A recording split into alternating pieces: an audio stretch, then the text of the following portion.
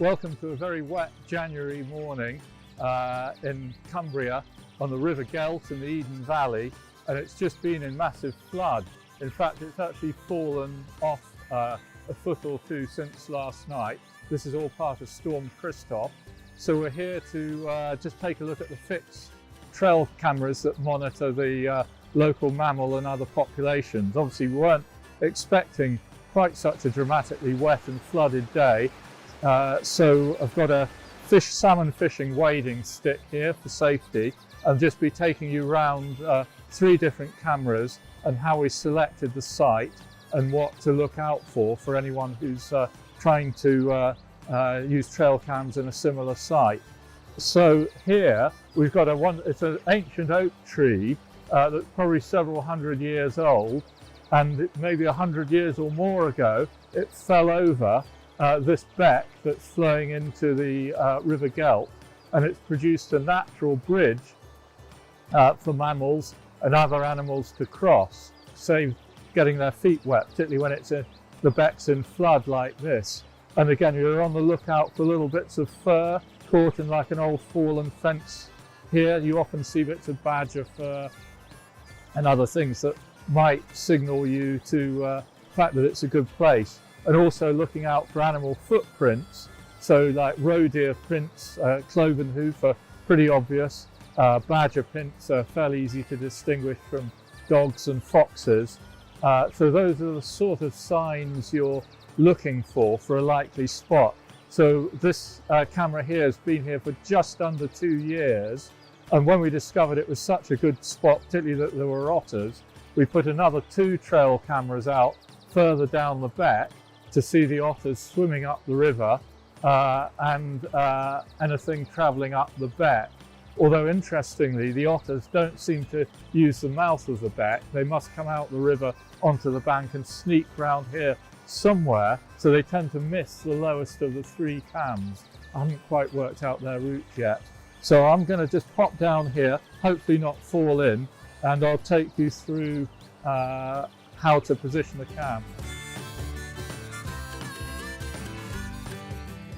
So this is the first camera here that's pointed at the natural tree bridge.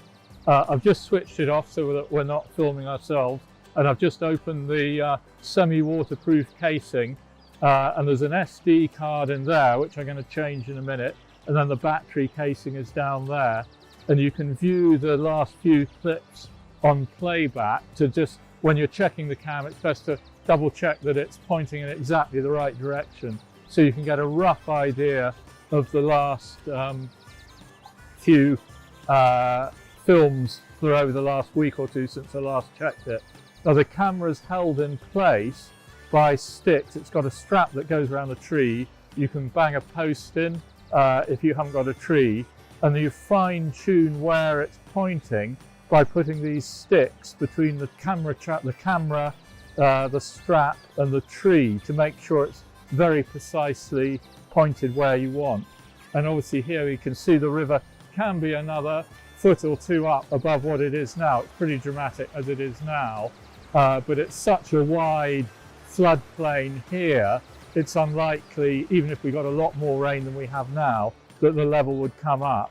If it does, the cams will survive say a night underwater if you do retrieve them. And in fact, I'm going to retrieve this one now, so you've got more rain forecast. You just dry them out. We use the top of our Aga to dry it out, and then usually you'll get away with it.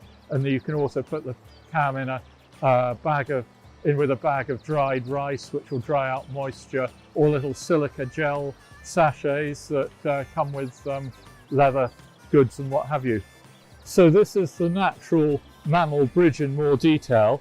I'll use my fishing wading stick to point, because although it's very wet, you don't want to get your own human scent on the trail.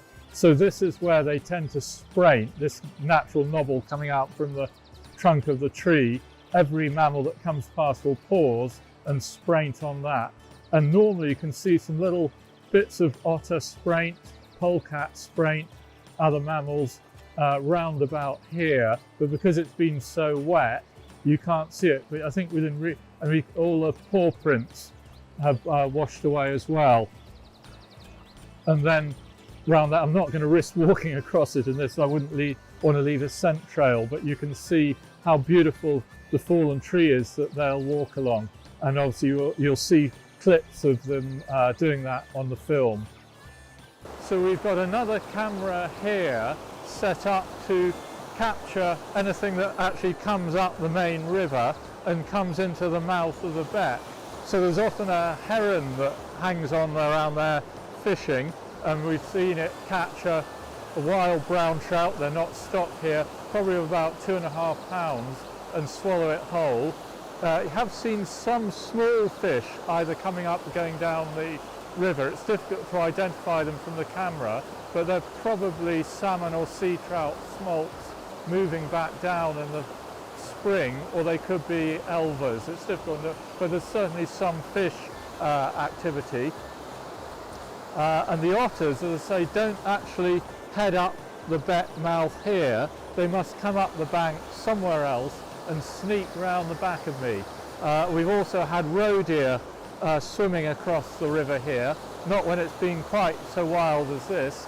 And again, it's worth remembering, of course, that the word gelt is thought to be ancient Celt for mad, so it's known as the Mad River, and you can certainly see why today.